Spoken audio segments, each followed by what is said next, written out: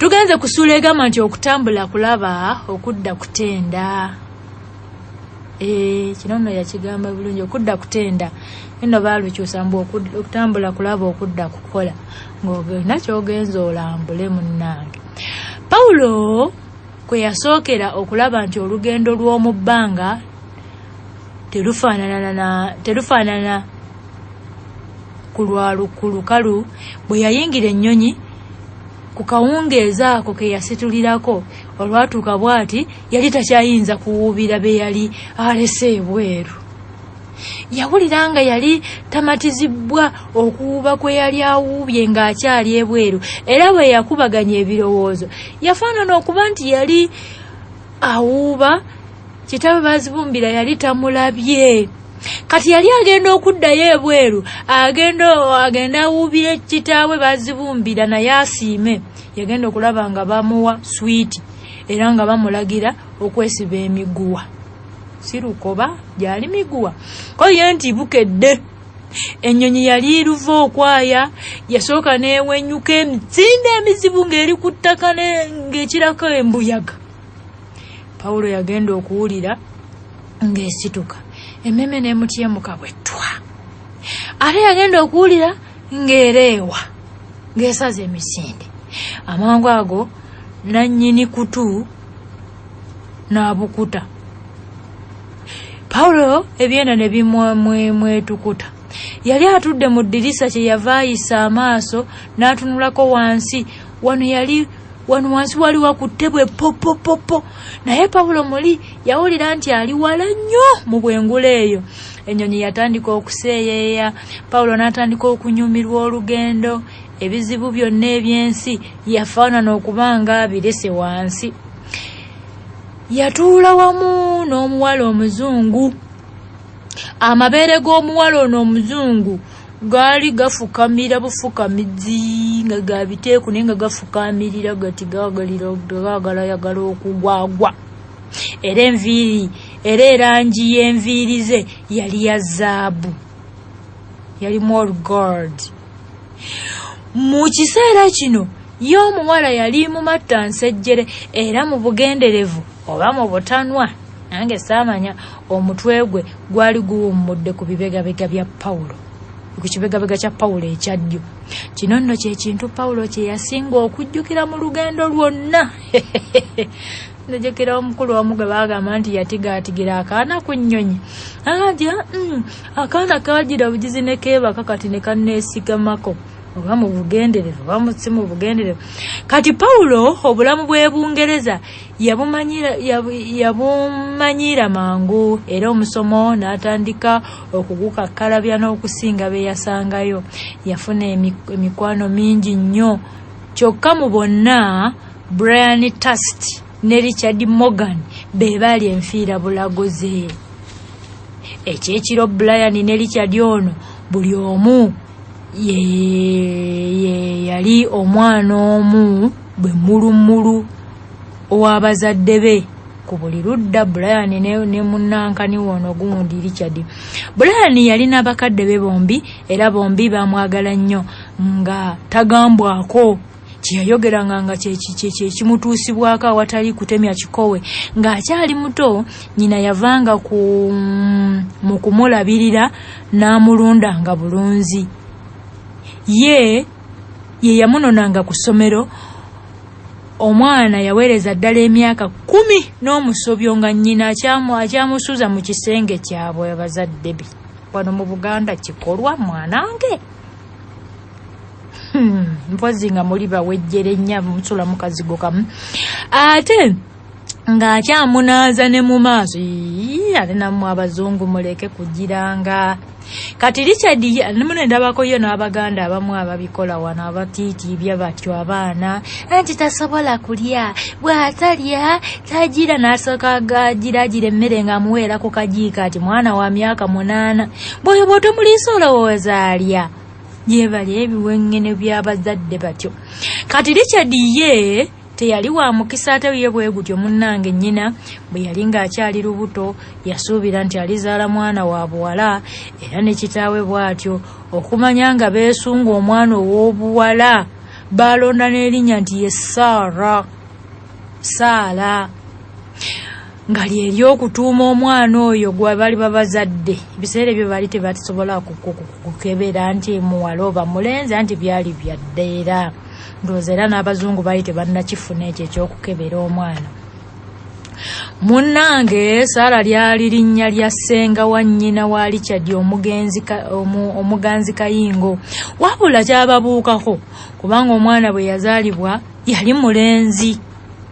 Ati nno wano abagundi bakuno bannaffe abaddugavu bakaddugala bakuno bw'ozaala omwana omuwala kiba kyetere azadde kigannemeredde simanyi bamutuma nagannemeredde simanya galizaawa abantu bakuno bamwaba muti omwana yenna azze mu maaso go yaabo baba mwana ozaala baana bawala bokka nakugamba luli nti wano mu Buganda oba tozadde mwana mulenzi tebakuwa kitiibwa. Kati wulira bba abazungu bwe bazaala omulenzi ne batamwa ne basinwa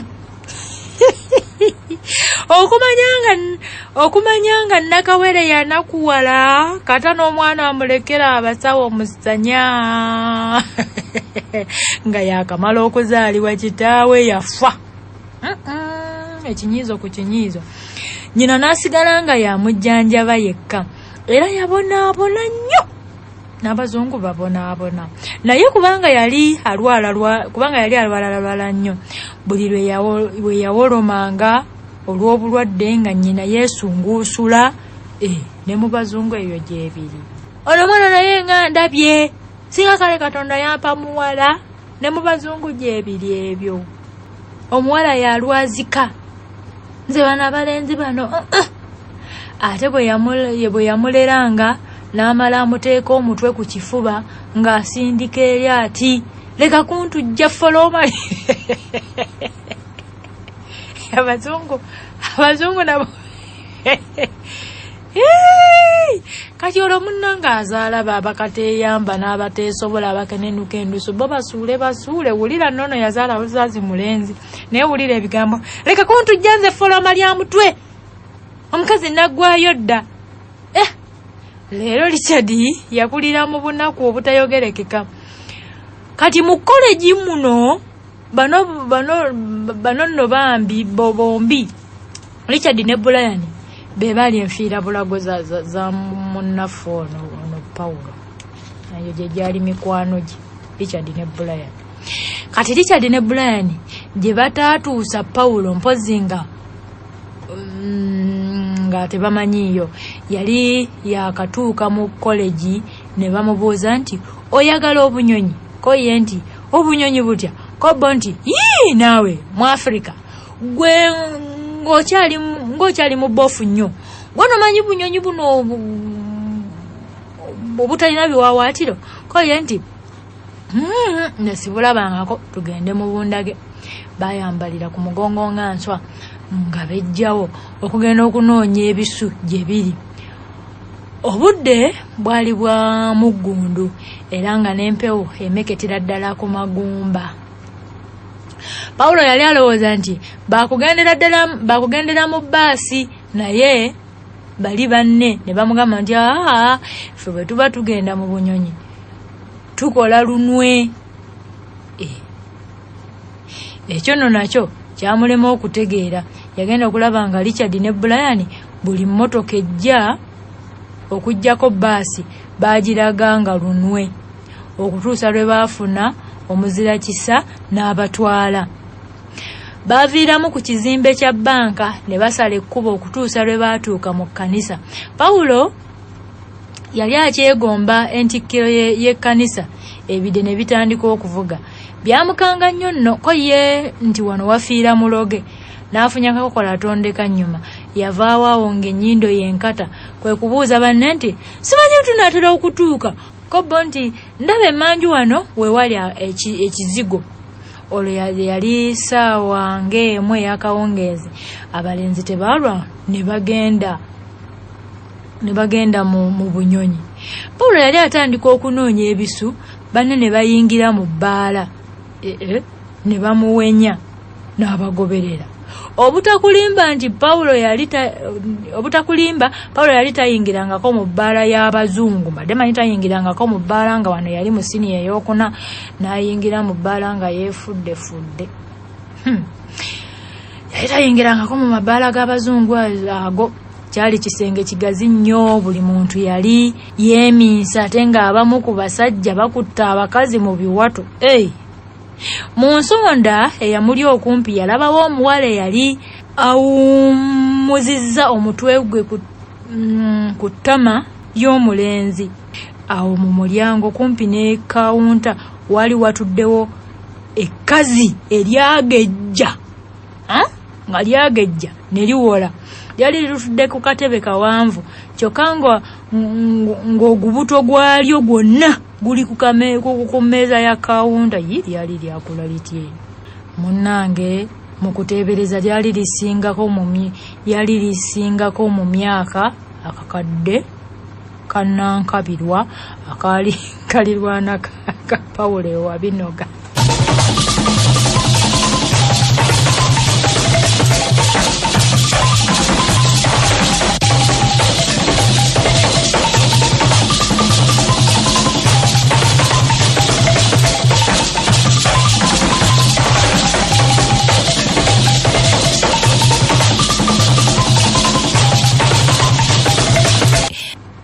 Ekkazi lino balitugaye nti lyali lifaananira ddala mu bukulu kannankabirwa akaali kalirwana k'aba Paulo wa binoga mu myaka bali bakuulana mu myaka. Olwalaba abalenzi ne libalamutsa nti hello Rick and Brian, mwetaaga obuyambi bwange. Baabiwandiika mu Luganda singa lubadde Lungereza era naali lufuuye. Mwetaaga obuyambi. Amangu ago ne libakuba kiisi. Kozi kiisi kyeki kwe kunywegera. Akali atali muganzi w'omunywegera nayo bamaalo. Nali bakuba kiisi ku ttama oba kapeeke. Neri banywegera abaana abato atajjukira batugambye mu myaka kkulu. Bannange abazungu bazibu. Nze era kimanyi nti ebuzungu eyo nsobolayo bannange. Kubanga kati munnange olaba okuhaga buhaga yentuuyanya. Ali ontandika okunkuba. Kali emimwa gy'omukazi ono gyali ginnyogoga ng'ennyindo z'embwa. Era Paulo yalwawo ng'akyanyonyogerwa kiisi eno. Bwe yagezaako okusangulawo n'akatambaala yagenda okulaba ng'ebitundu byako ebimu bifuuse byakasaayi. Bebakakyala bano abeemyuta emimwa lyali lyemyusa n'emimwa. Akyala bali pusitiiki awo kyekyabantamya. Bw'alikwata ekikajjo n'akirya oligenda okulaba ng'ekikajjo kyonna kifuuse kyakasaayi. Bw'aligamba nti anywe ku mazzi g'onyweddeko gonna bw'anyweredde nga kasaayi. Nze n'ensinwa nange sika Paulo. Munnange amangu ago nga Paulo yakafuna kiisi eri okunywegerwa kuli nga yeesoose okuva eri omukazi omweru. Kati Liki oba Richard yamubuuza muwala ki kwabo bonna abaali batudde nga basazeeko era nga peti ziyiseemu. Amaalo gaali wano. Era nga peti ziyiseemu gwe wandyagadde. Paulo yali akyetya nti sirowooza nti bayinza okukkiriza ko Liki olaba abaana be boonoona bannaabwe. Ffe wano mu Buganda munnange kuba kwonoona naye eri ndowooza z'embeera zaayo naye kati ffe wano Baganda ba wano. Ko Liki kyeyava abaguliza ku muwala kyokka mu butuufu yali mukazi teyali muwala eyali atudde awo. Omukyala ono yali mukazi wa kitema, amaaso ge nga galigita buli gisigati mu kiwanga. Yali mulungi, yalina obumwa nga bulinga obw'ensumbi. Bazungu baba n'obumwa. Mu butuufu yenna yali yakula kiraalo. Omuwala bwe yajja wali Liki, ekkazi liri ekkulu ne limuyita nti Shaloni. Eyali Saloni. Shaloni, awo ne lisiwula eriisa eri Pawulo. Awo Pawulo naye yali yabuguumiridde dda era ng'amaliridde nti bonna bwe banaagaana waakiri anaasitukira mu Namukadde ono Namukadde ono waakiri ye anaamusitukiramu kubanga Namukadde ono yali amuyise nti darling, hello darling. Kyokka Saloni naye teyali mubi. Amangu ago yasemberera Pawulo n'amugwa mu kifuba ng'eno bw'atadde enkokola ze ku bibegabega by'omulenzi. Okwo kwe yamuweera kiss bwe bannange eno omulenzi okumanya nga yamuwoomera nazo ziwooma zikola zijja nze bimanyi nina amaalo nze bane nina amaalo munansonyiwa bino byonna ndaba wabiki mbu yamuwoomera yajeekomba yekomba omuwala kyava abuuza Pawulo obanga alina ekifo ko Pawulo nti jensula tebakkirizaayo bagenyi munnange. Omuwala kyava amugamba nti bikusaze mpozi ng'ennaku tugisindira bali basinda nnaku mukwano ennaku tugisindira wabweru wali ate ekyo kitwala ne ssente entono pound 6 gwokka. Singa tugenze ewuwo 10 lye wali mpadde yali malaaya kozi bali mu bbaala madde simanyi bye bibayeera. Pawulo bwe yawulira pound 10 ko ye nti kasitana wano waliwo akazikezike jangu wano mukazikezike. Era omuwala kyeyava amukwata ku mukono ne batambula nga abafumbo ne bagenda beeyegeka ku kisenge ky'ekkanisa. Munnange nange ne wali eyo gye nnawulira ekkanisa yali tennaggalwa. Bane muggale amakanisa mufube nga bwe musobola muggalenga amakanisa muleke galeka kyangaala. Mufube nga bwe musobola wakiri musooke muggale amakanisa ago gasibibwe. Waliwo gye nawulira munnange olinga munnange mu kkanisa naye abantu nammwe mulimba mu kkanisa nga mwe babegenda ne muganzi we mu kkanisa. Ebikolimo ng'ebyo oliba obiddawa mukwano gwange naye bano bagenda ne beeyigiikirizaawo ekisenge ky'ekkanisa we beeyegeekereza. Munnange baba akasinda bati omukwano mu sekendi zinga ziizo omusirikale wa poliisi n'abakuba mu ttooki ayitaalaba mukwano gwange nazaala wange eyo nazaala wange nakityo ttooki agiyita tooti bajaji n'agiyita badaadi n'abakuba mu ttooti kyokka ate n'agizikiza. Pawulo tooti eno yamukuba wala era omusirikale olwagenda naye n'adduka ng'adda gye yali alese Richard ne Brian nabo baali bamulinze era olwamulaba kale olabye bannange ebinyumu nga bakyusa buufu kuddaka. Olabye emikwano ebinyumu ebyo baali bagenze kukwata bunyonyi bamutwala tamanyi. Pawulo banne bwe bamusaba okubanyumizaako yaddamu kubagamba nti kati nze njagala omuwala mukwane bukwanyi naye kakati bino ebyekiggwerawa nze sibisobole nze njagala muwala wa kukwana mukwane afuke muganzi wange. Kati ng'ogyeko okugenda mu bamalaaya abo bano nagundi Richard ne munne gye baatwala Pawulo ne banywanyi be baakyaliranga n'ebifo bingi ebirala era byali tebikkirizibwa mu college wabula baali beegendereza nnyo ne batemenya tteeka kkulu ery'obuta etteeka ekkulu lye baali bataagala kumenya lyali ligamba nti